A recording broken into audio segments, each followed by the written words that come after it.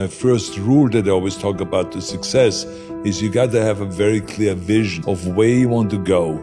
Because if you don't have that, you're just floating around. And so I was very fortunate that I created that vision.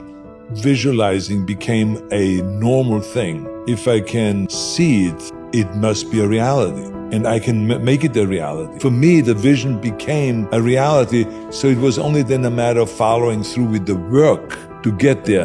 When you go to work and you know exactly why you're working, then it becomes fun, a challenge. It's entertaining sometimes.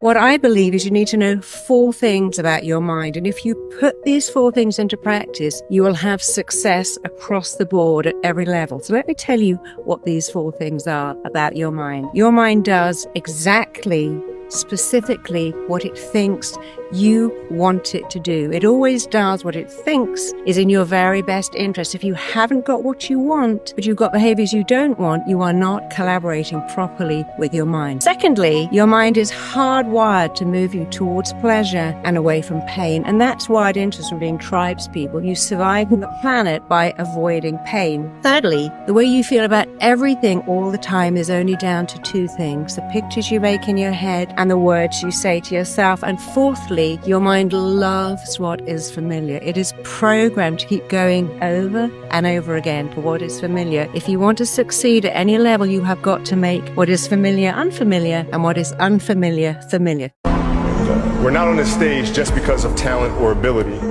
We're up here because of 4 a.m. We're up here because of 2-a-days or 5-a-days. We're up here because we had a dream and let nothing stand in our way. If anything tried to bring us down, we used it to make us stronger. We were never satisfied, never finished, will never be retired. My high school English teacher, Mr. Fisk, I actually paid attention one time in class, and he said, he had this beautiful quote, and it read, "Rest at the end, not in the middle."